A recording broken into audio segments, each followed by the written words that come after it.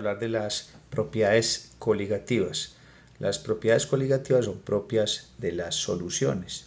Recordemos que una solución es una mezcla homogénea de dos o más sustancias. Entonces, si tenemos, por ejemplo, agua pura y le agregamos una sal, por ejemplo, cloruro de sodio, esta sal va a afectar las propiedades del solvente, es decir, las propiedades del agua. Y se van a generar cuatro situaciones. La primera de ellas es que se disminuye la presión de vapor del solvente puro. O sea, el agua tiene una presión de vapor y cuando yo le agrego un soluto no volátil, por ejemplo, cloruro de sodio, va a disminuir esa presión de vapor. Segundo, va a aumentar por consiguiente la temperatura de ebullición. Si la temperatura de ebullición normal del agua es, por ejemplo, 100 grados Celsius o 100 grados centígrados a presión atmosférica, o sea, a una atmósfera a nivel del mar, si yo le agrego la sal, entonces la temperatura va a ser un poco mayor, de 100 grados centígrados, dependiendo de la cantidad de sal que le agregue o el tipo de sustancia que le agregue. Tercero, también va a disminuir la temperatura de fusión o de congelación, que es la misma.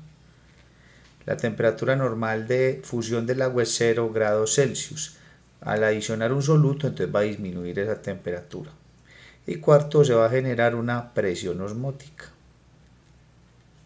Entonces, estas son las propiedades coligativas más importantes. Presión osmótica.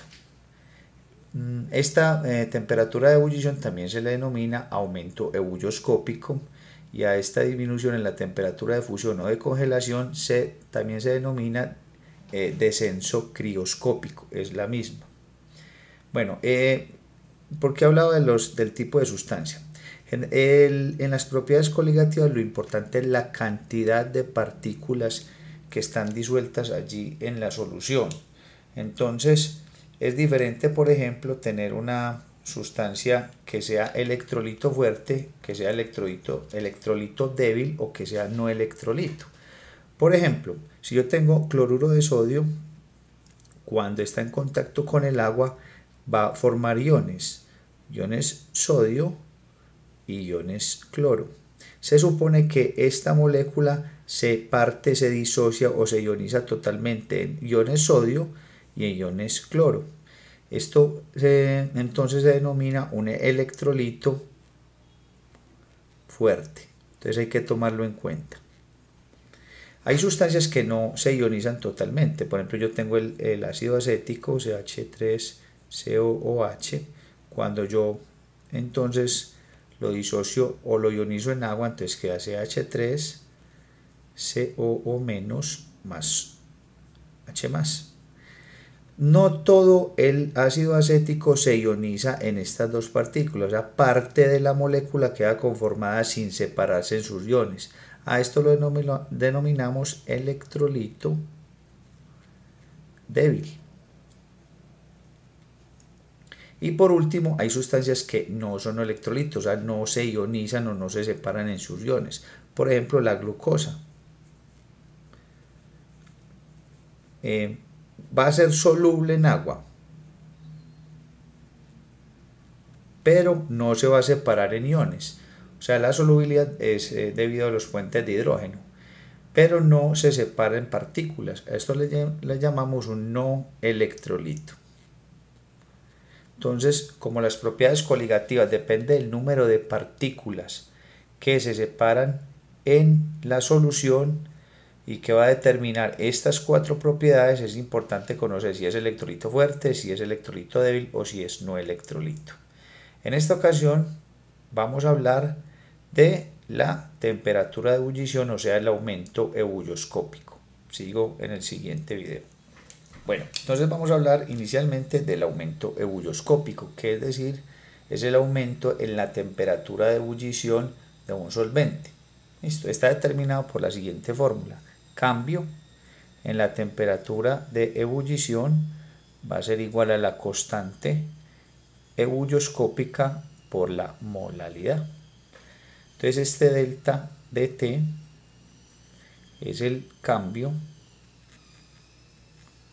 en la temperatura de ebullición. Y recordemos que es un aumento. O sea, este cambio es positivo. Kf es la constante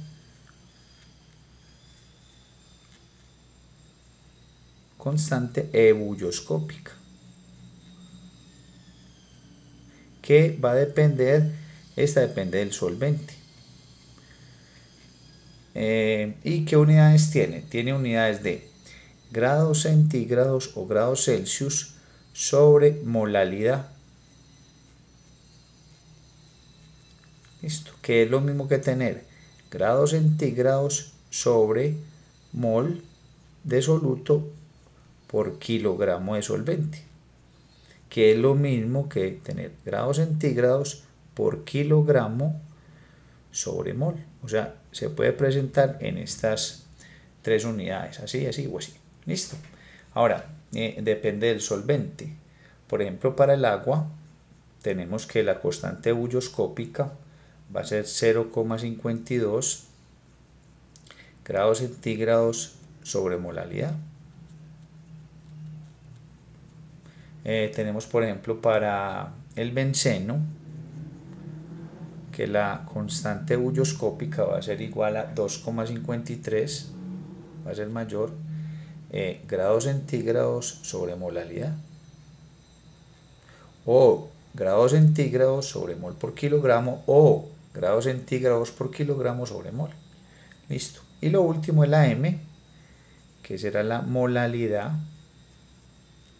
que es la unidad de concentración, pues que ya como habíamos mencionado tiene unidades de mol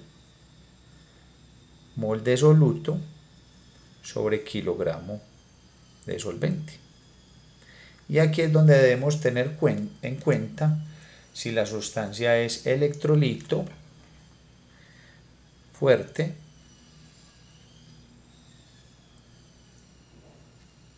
si es electrolito débil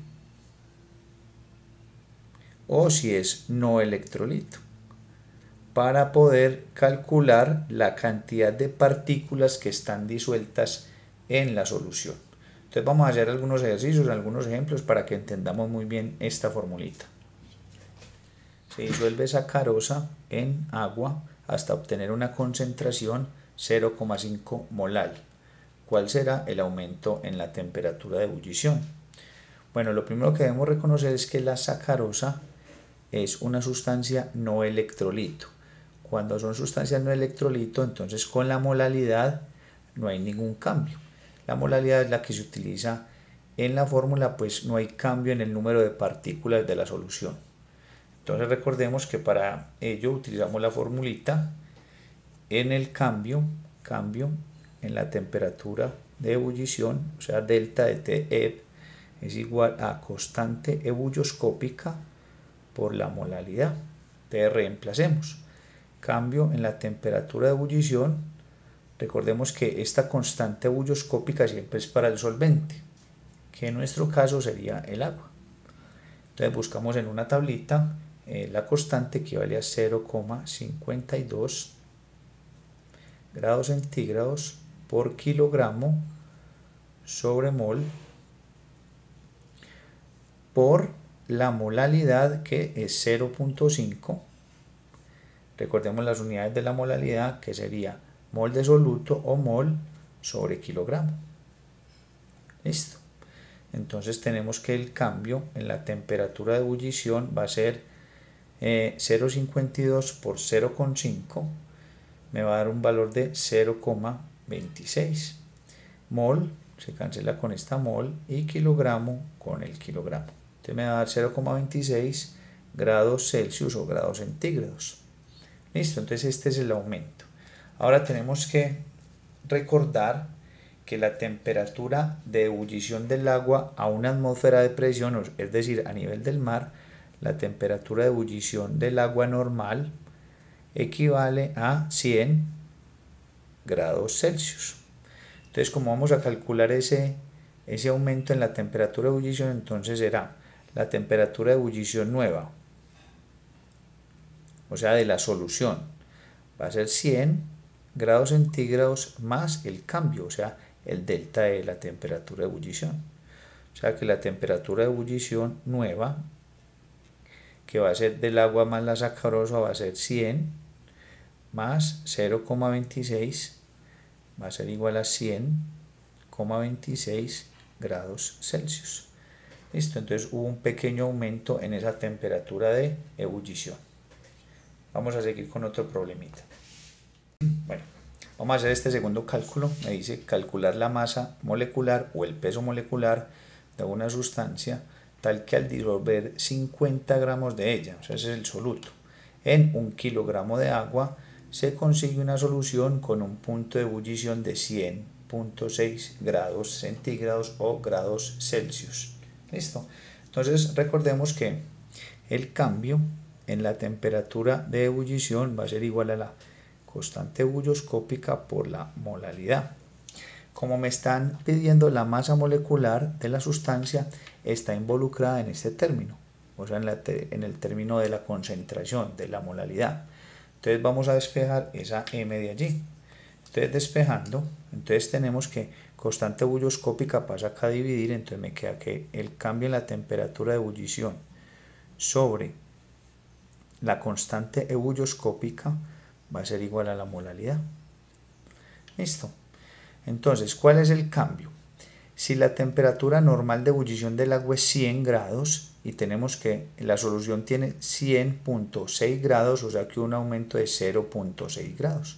Entonces el cambio en la temperatura de ebullición va a ser 0,6 grados centígrados. Sobre la constante bulloscópica, que recordemos que es para el agua, la constante bulloscópica para el agua es 0,52, esta la podemos encontrar en cualquier tablita, grados centígrados por kilogramo sobre mol.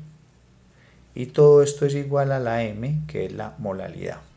Se cancelan grados Celsius con grados Celsius, entonces hacemos la división y me da un valor de 1. Esto tiene un valor de 1,154 mol sobre kilogramo, que sería la molaridad. ¿Ok? Entonces ya tenemos la molaridad. Pero recordemos que la molaridad serán los moles de soluto sobre los kilogramos de solvente. Y el solvente ya sabemos que es 1 kilogramo de agua.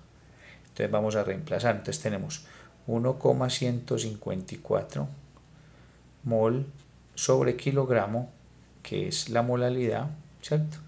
Va a ser igual a las moles de soluto, pero recordemos que las moles de soluto son los gramos de soluto sobre el peso molecular, que es m, recordemos que lo denotamos con la letra m, molecular weight o peso molecular, sobre los kilogramos de solvente, que ya sabemos que es 1 kilogramo de solvente, que es el solvente, que es el agua. Simplemente pasamos el kilogramo acá a multiplicar, entonces queda de la siguiente manera, queda 1,154 mol por kilogramo por 1 kilogramo, va a ser igual a todo este término, gramos de soluto sobre peso molecular de soluto. Cancelo kilogramo con kilogramo, este valor me va a dar el mismo porque he multiplicado por 1, entonces me queda 1,154 mol es igual a gramos de soluto sobre el peso molecular de soluto. Despejamos entonces el peso molecular de soluto porque los gramos de soluto ya los tengo, que son 50 gramos. Entonces me queda, este pasa a multiplicar y este a dividir, entonces me queda peso molecular del soluto, va a ser igual a gramos de soluto, que son estos, que son 50 gramos, dividido 1,54, 1,154 mol. Hacemos entonces la división, peso molecular de soluto 50 dividido 1,154, eso me da un valor de 43,3 gramos sobre mol, que son las unidades de el peso molecular. Listo. Hagamos otro ejemplo. Suponiendo que al disolver 12 gramos de cloruro de potasio, KCl, en 200 gramos de agua, el cloruro de potasio, se disocia totalmente. ¿Cuál será el aumento ebulloscópico o el aumento en la temperatura de ebullición? Entonces aquí ya tenemos un electrolito fuerte y se supone que se disocia totalmente. ¿Qué significa eso? O sea que si tengo el KCl y lo disuelvo en agua, entonces se va a separar en K más Cl menos. Se disocia totalmente. O sea que si aquí tengo un número de moles o una concentración X, entonces aquí voy a tener unos iones X más otros iones X. O sea, voy a tener el doble de partículas. ¿Ok? Porque disocia en sus iones. Esto hay que tenerlo muy en cuenta cuando vamos a hacer los cálculos del número de partículas. Entonces tenemos la misma fórmula. Recordemos que el cambio en la temperatura de ebullición va a ser igual a la constante ebulloscópica para el agua por la molalidad. Como tenemos los gramos de KCl, podemos hallar las moles para poder hallar este término de molalidad. Recordemos que las moles de una sustancia es el peso en gramos W sobre el peso molecular. Buscamos entonces, para poder hacer este cálculo, el peso molecular del KCl. En la tabla periódica, recordemos, el potasio tiene un peso de 39, aproximadamente 39.1. Y el cloro tiene un peso de 35,5. ¿Ok? Entonces, si sumamos estos dos valores, me va a dar un resultado de 74,6 gramos sobre mol. Este es el peso molecular del cloruro de potasio. Entonces, ahora sí, vamos a hallar las moles. Entonces, moles va a ser el peso en gramos, que serían 12 gramos, sobre el peso molecular, que sería 74,6 gramos sobre mol. Cancelamos gramos con gramos, hacemos esta división y tengo que este valor me va a dar 12 dividido 74,6 me da 0,16 mol de KCl. Entonces, ¿qué pasa? Vamos a hallar entonces con las moles, que ya las tenemos acá, vamos a hallar la molalidad. Vamos a hacerlo en este ladito. Entonces, la molalidad, recordemos que son moles de soluto sobre kilogramo de solvente. Entonces tenemos la molalidad, entonces eran las moles de soluto, ya las tenemos acá, 0.16 mol. Y kilogramos de solvente, entonces tenemos 200 gramos, pues 200 gramos los pasamos a kilogramos, entonces decimos 200 gramos por un kilogramo, que son 1000 gramos. Entonces se cancelan gramos con gramos y esto me da un valor de 0.2 kilogramos, que vamos a colocar acá abajo. Listo. Entonces la molalidad me da 0.16 dividido 0.2 me da 0,8. Listo. Entonces, como habíamos hablado que es un electrolito fuerte, entonces aquí tenemos 0,8 mol por kilogramo y se disocia totalmente, quiere decir que aquí voy a tener también 0,8 y aquí también voy a tener 0,8 iones. O sea que en la totalidad duplico el número de partículas. Si no fuera electrolito, no es electrolito, entonces trabajaríamos con este valor. Pero como se disoció en los iones, tenemos que sumar esas partículas que se formaron, o sea, sería el doble de esto. O sea que la molalidad total, o sea, el número de partículas serían 0,8 más 0,8, o sea, 1,6 partículas de iones. Entonces tendríamos 0,8 más 0,8 es igual a 1,6 iones por kilogramo. que sería entonces la concentración. Entonces eso lo hay que tener muy en cuenta para hacer estos cálculos. Entonces ya podemos hacer el cambio en la temperatura de ebullición. Entonces volvamos a retomar la fórmula. Cambio en la temperatura de ebullición va a ser igual a la constante ebullioscópica, que recordemos que es para el solvente, por la molalidad, que me va a dar el número de iones, ¿cierto? Entonces reemplacemos. Entonces tenemos que el cambio en la temperatura de ebullición es constante ebullioscópica pues para el agua, que es 0,52 grados centígrados por kilogramo sobre mol, por el número de partículas, que sería 1,6 número de iones, o sea, ¿cierto? O sea, moles de iones por kilogramo. Entonces, kilogramo se cancela con kilogramo, mol con mol. Hago esta multiplicación y me va a dar un valor de 0,83 grados centígrados. O sea que la temperatura para el agua será, entonces la temperatura de ebullición será la normal, 100 grados centígrados, más el cambio, porque es un aumento en la temperatura. O sea, va a ser 100,83 grados centígrados. Entonces, súper importante tener en cuenta si la sustancia que estoy manejando es electrolito, no electrolito o electrolito débil. En este caso es un electrolito fuerte, entonces el número de partículas se duplicaron. Y eso influye en la molalidad. Listo, si te gustó el video, dale un like, activa la campanita y comparte el video.